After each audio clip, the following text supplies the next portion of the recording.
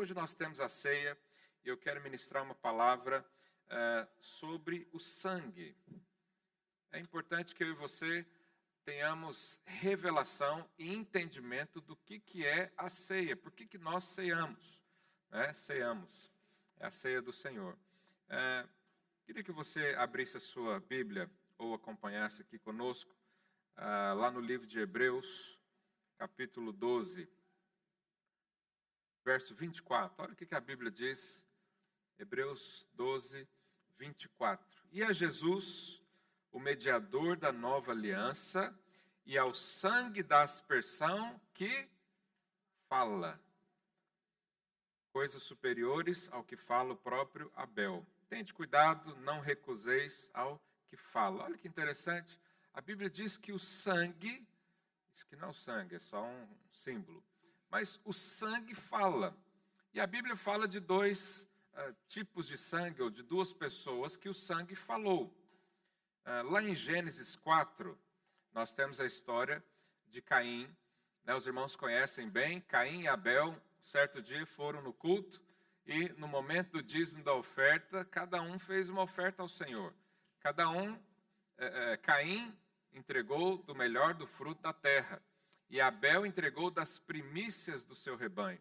E a Bíblia diz que Deus se agradou das primícias, porque isso aponta para Jesus Cristo, né? No passo que não se agradou das ofertas de Caim. Caim então ficou enfurecido e tramou contra a vida do seu irmão Abel e o matou. Quando Abel foi morto, né, Deus chegou diante de Caim e perguntou: onde está o seu irmão? Caim deu uma resposta mal criada, né, para Deus. Falou: eu sou tutor, guardador do meu irmão, sei lá onde está meu irmão, cada um responde por si. E aí Deus diz isso para ele, Gênesis 4, 10. E disse Deus: que fizeste? A voz do sangue do teu irmão clama da terra a mim. És agora, pois maldito, pois sobre a terra, cuja boca se abriu para receber as tuas mãos o sangue do teu irmão. Então, essa foi a primeira vez que a Bíblia diz que um sangue falou, um sangue clamou da terra. E o que o sangue disse nesse momento aqui? Justiça, vingança, algo injusto aconteceu. Então, precisa haver uma consequência, uma intervenção. E essa é a consequência do pecado. Essa é a consequência da quebra da lei. Né? Quando nós quebramos a lei, quando nós fazemos algo contra, há algo que clama por justiça, que clama a Deus, né? E traz o quê? Maldição. Então, Caim foi amaldiçoado, né, desde que aconteceu isso aqui. Mas e o sangue de Jesus? O que o sangue de Jesus disse? O sangue de Abel trouxe condenação, culpa, vingança. Mas e o sangue de Jesus? Quando Jesus foi açoitado, né, a carne dele se rasgou, já começou a jorrar sangue, e colocaram uma coroa de espinhos na sua cabeça, e esses espinhos também perfuraram o crânio de Jesus e vazou muito sangue. E lá na cruz ele foi crucificado com grandes pregos nas mãos e nos pés, e o sangue desceu. Mas o que o sangue de Jesus falou? Nós precisamos entender isso.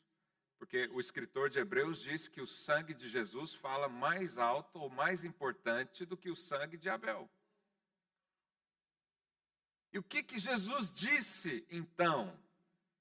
Lá em Lucas 23, 34, ele diz: Pai, perdoa-lhes, porque não sabem o que fazem.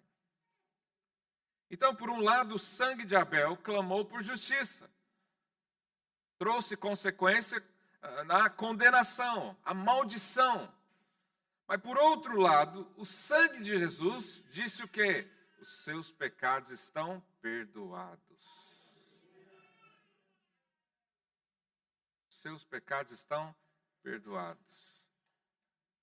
Eu quero falar sobre o sangue, sobre o perdão. Quando nós falamos sobre, né, o perdão, e o escritor de Hebreus fez questão de falar: não recuse o que fala, a esse que fala. Significa que o perdão é o sangue que nós temos que hoje dar mais atenção.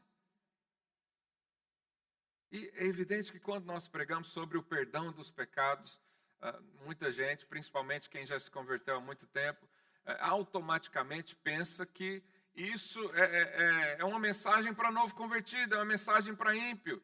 Isso é uma mensagem muito banal, muito básica da vida. Eu preciso de algo mais profundo. Mas sabe, irmãos, não existe nada mais profundo do que entender que os seus pecados foram todos perdoados na cruz do Calvário. Não existe. Às vezes nós queremos encher nossa cabeça com informações, não é? Nós queremos saber os mistérios ocultos e a revelação e a profundidade das profundezas profundas do Deus profundo. Mas a coisa mais magnífica que aconteceu, que causa transformação em qualquer pessoa, que muda a história de cidades e países e gerações, é quando o sangue de Jesus diz: os seus pecados estão perdoados. O sangue fala. O sangue fala. Então nós não podemos trazer esse assunto como algo trivial, porque o inimigo quer sempre colocar isso como algo raso, para continuar aprisionando você. Porque o perdão e a consciência do perdão é que vai mudar a sua vida. Não só vai mudar, mas como vai continuar mudando, até que Jesus volte, até que o dia que você vá para Ele. Isso não é um assunto lá só quando você se converteu. Isso é um assunto que tem que estar na nossa mente todos os dias. Todos os dias, todos os meses nós ceiamos. E para que isso? Para lembrar que houve um sangue que foi derramado. E a voz desse sangue que clama da terra é: os seus pecados foram perdoados. Não há nada mais profundo que isso. Se eu não entendo isso, se eu não encho meu coração disso, a minha fé sempre fica fraca. Eu me coloco num terreno que tem muitos abalos, né? E aí isso traz insegurança. Um crente que não sabe que foi perdoado ou que é perdoado, ele vive inseguro. Nós fazemos um apelo aqui para oração de cura. De repente você está aqui, está com uma enfermidade. Se você não tem ciência, se você não crê que o sangue de Jesus perdoou os seus pecados, nessa hora não há fé no seu coração, porque você diz: como é que Deus pode me curar se eu pequei?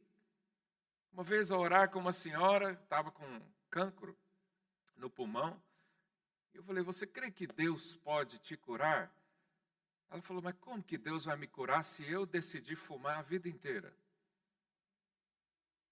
Então você percebe que a falta da consciência do perdão gera falta de fé também. Um outro exemplo clássico: imagina que você vai lá para o monte orar e jejuar, né? Isso é muito bom, já fiz isso várias vezes, e você sai de lá empolgado, você sai de lá com a fé lá em cima. Por quê? Porque naquele momento você não pecou hora nenhuma, você foi purificado, você pediu perdão de tudo. Aliás, isso é um ritual do monte. Quem já foi orar no monte sabe. A primeira coisa que você faz no monte é ajoelhar lá no cantinho e vai resolver com Deus. Vai pedir perdão lá, porque senão Deus vai revelar aqui na frente de todo mundo. E aí, fazemos isso. Mas quando você está numa semana difícil, né, o marido brigou com a mulher, mandou dormir no sofá, no trânsito houve uma briga, bateu o carro, mentiu para o outro lá, não sei o quê, não pagou a conta. Aí você chega num culto desse, a sua fé está lá embaixo. Porque você diz: como é que Deus vai me abençoar hoje? Como é que eu vou ouvir a voz de Deus hoje? Olha a tranqueira que eu fiz nos outros dias. Mas se você entra aqui nesse lugar com a consciência de que o Senhor te perdoou de todos os pecados e não há mais pecado que te afasta de Deus, você tem fé para receber. Você tem fé para tocá-lo. Você chega aqui e diz, eu quero, olha que ambiente. Estava aqui tocando a música, infelizmente nós temos que parar por causa do tempo, mas eu aqui vendo um ambiente aberto. O Espírito Santo entre nós. Mas se algum de nós ficar preso ao sangue de Abel, que é aquele que clama por justiça, a nossa fé vai ser abalada. Mas se você crê que os seus pecados foram todos perdoados e já não há mais dívida alguma diante de Deus, você corre para os braços do Pai. Você vai diante dele. Você entra ousadamente diante do trono daquele que vive, daquele que reina, daquele que te chamou de filho. E não deixa nada te atrapalhar disso. Então essa consciência do perdão, ela nos livra também do medo. O medo da tribulação. Quantos crentes têm medo da tribulação? E a primeira coisa que vem à mente é, quando está uma situação difícil, quando nada se resolve, o que vem na sua mente? Devo estar em pecado. Tem alguma coisa errada na minha vida. Deus ainda não revelou. Essa semana eu estava conversando com o irmão. Deus não tem prazer nenhum em te deixar na dúvida. Deus não tem prazer nenhum em trancar você dentro de um quarto escuro e falar, fica aí, miserável. Quando você lembrar de todos os seus pecados, eu volto. Deus não faz mais isso. A palavra de Deus é luz, e quando entra luz, você sempre sabe. Mas quem não tem essa revelação do perdão, no dia da tribulação, ele fica angustiado, porque ele nunca sabe o porquê. Mas quem sabe que foi perdoado, a tribulação é só um dia como um outro. Ainda que eu ande pelo vale da sombra da morte, não temerei mal algum. Pode vir o vale, pode vir a sombra, pode vir a morte, pode vir o diabo em person na minha frente. Eu sei quem eu sou. Se eu faço a cama no mais profundo abismo, o Senhor está lá. Se subo aos céus, o Senhor está lá.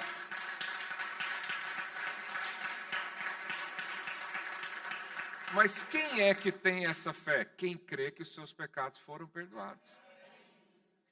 Se você se acha ainda em dívida com o Senhor, se você vai orar e tem aquela oração pesada, porque você nunca sabe o que aconteceu.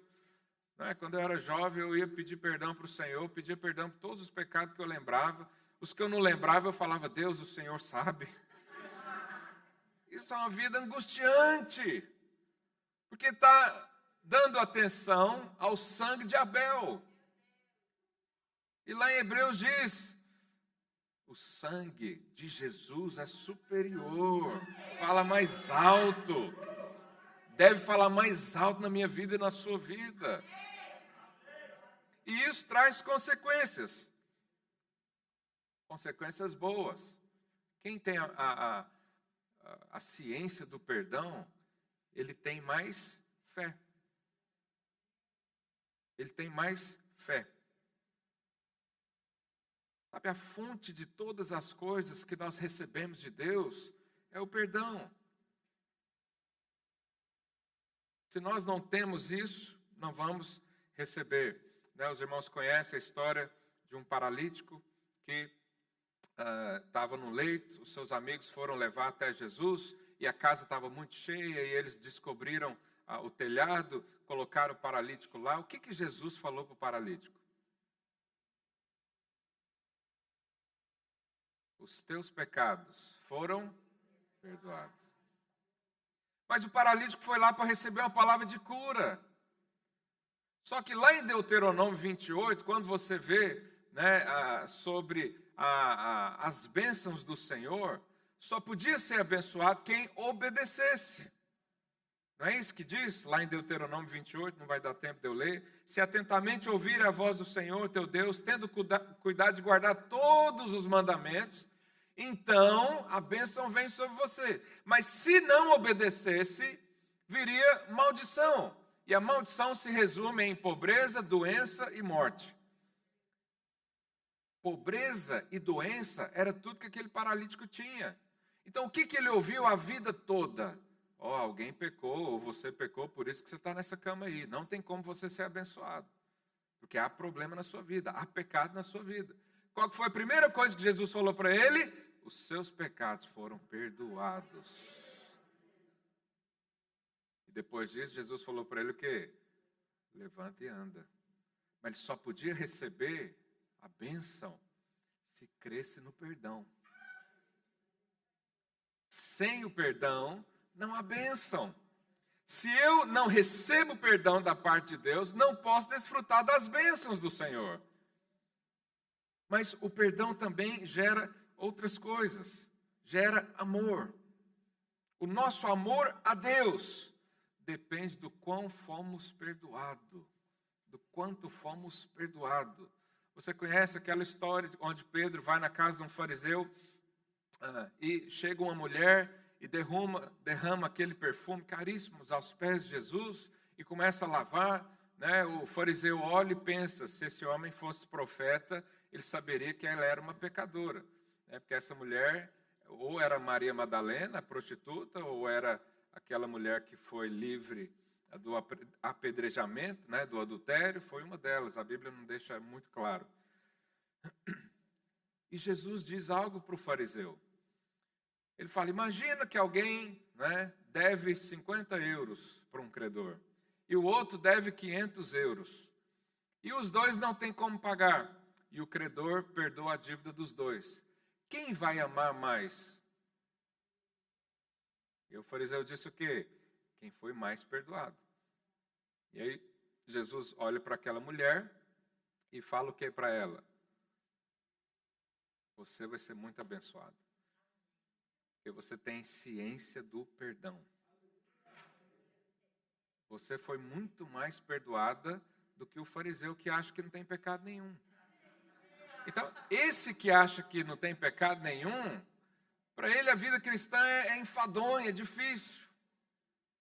Porque ele não ama realmente a Deus.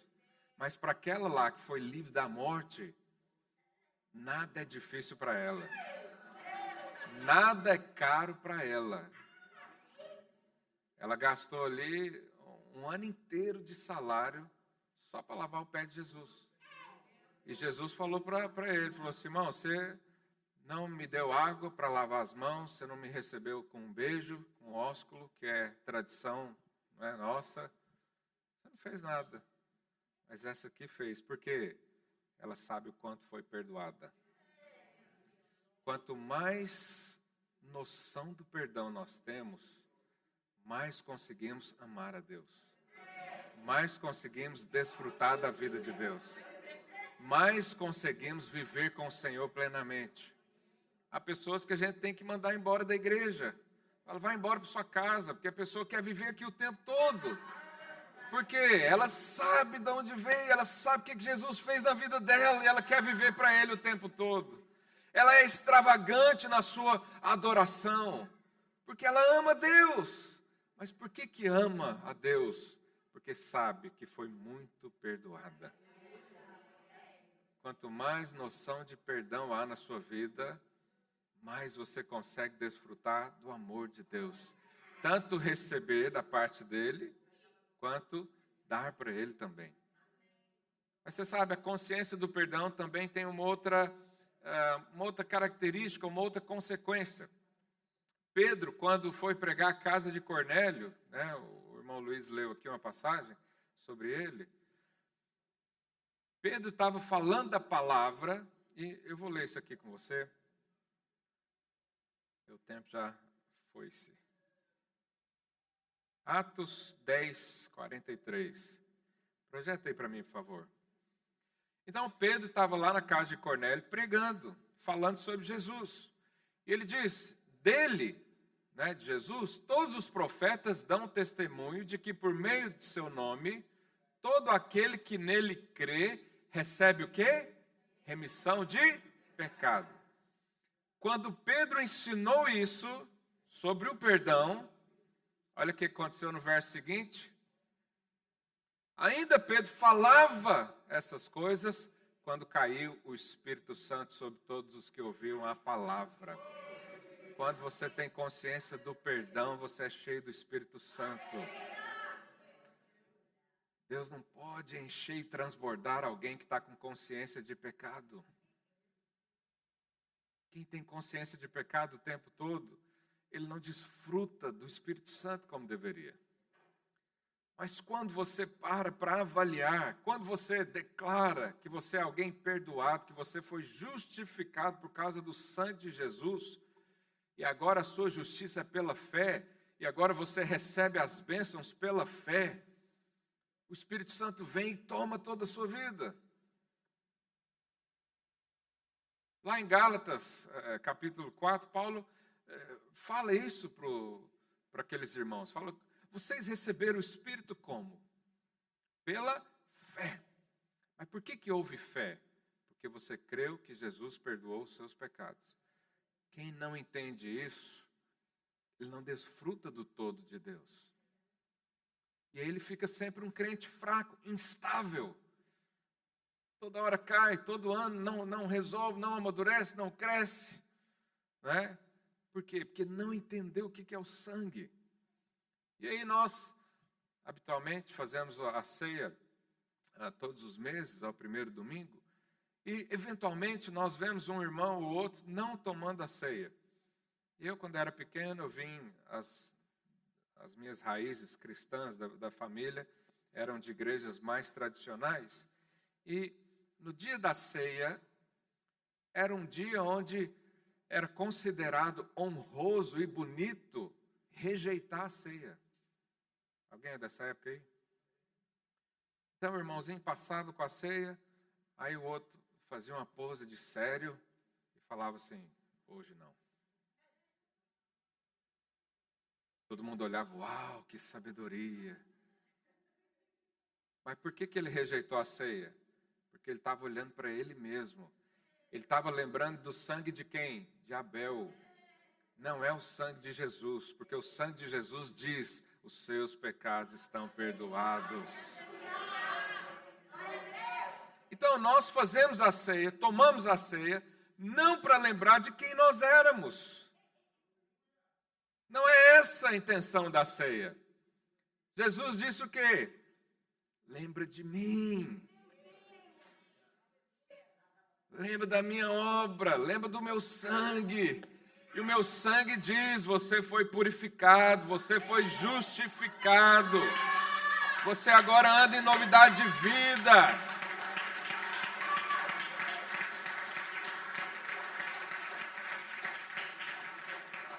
E quando nós tomamos o sangue nessa consciência, flui vida no nosso meio.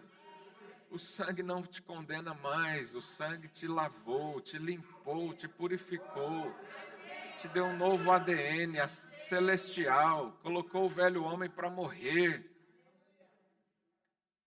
Então você pode acordar todos os dias na sua casa e lembrar dos seus pecados, mas você também pode acordar e lembrar do sangue de Jesus que limpou os seus pecados. Essa é a consciência da nova vida. O Senhor nos livrou da má consciência e diz, olhe para mim, olhe para mim, olhe para o sangue, é isso que te traz vida. Não é fazer uma autoanálise e saber o que você fez ou deixou de fazer, isso não vai gerar nada, só morte, só condenação, só incredulidade, só frieza espiritual.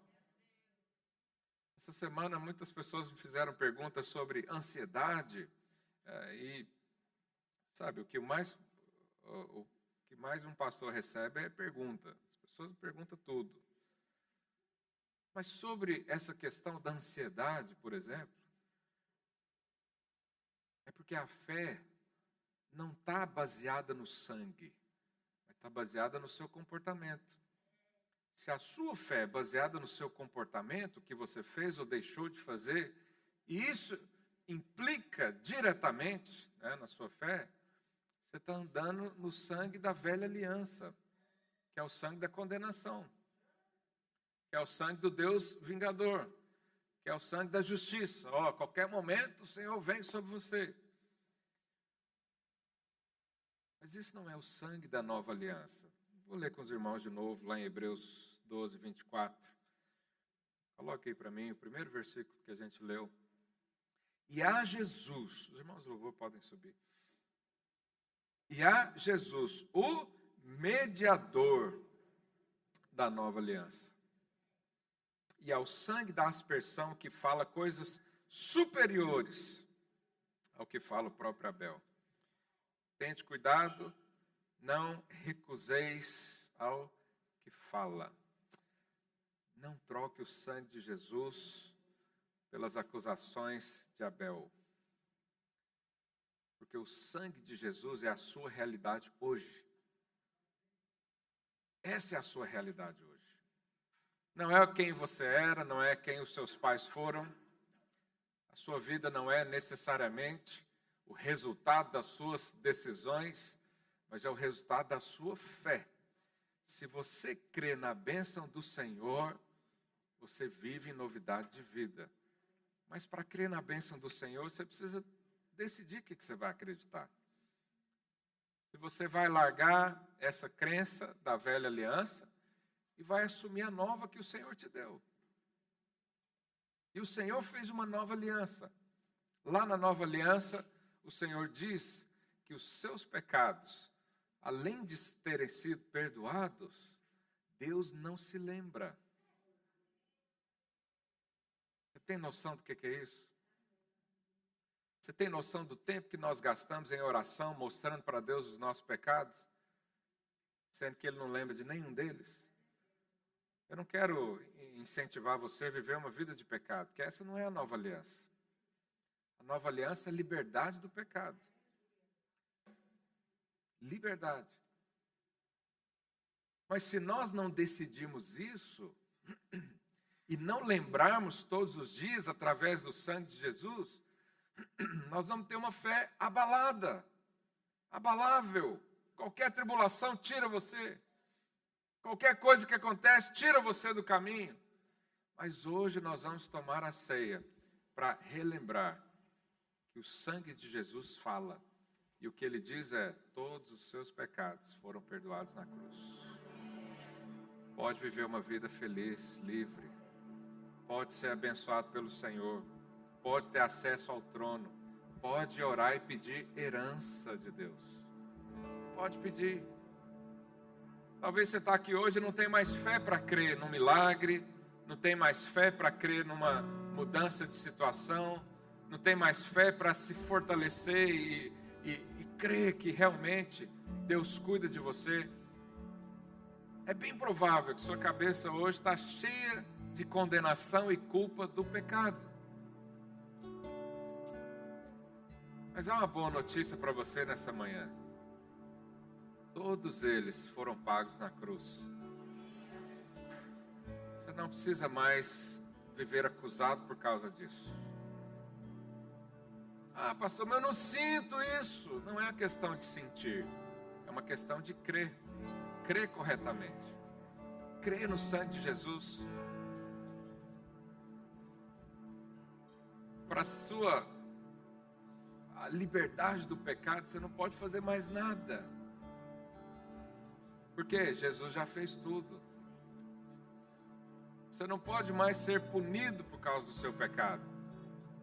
Se Deus te punir por causa do pecado, Ele está sendo injusto, porque Jesus foi punido na cruz no seu lugar.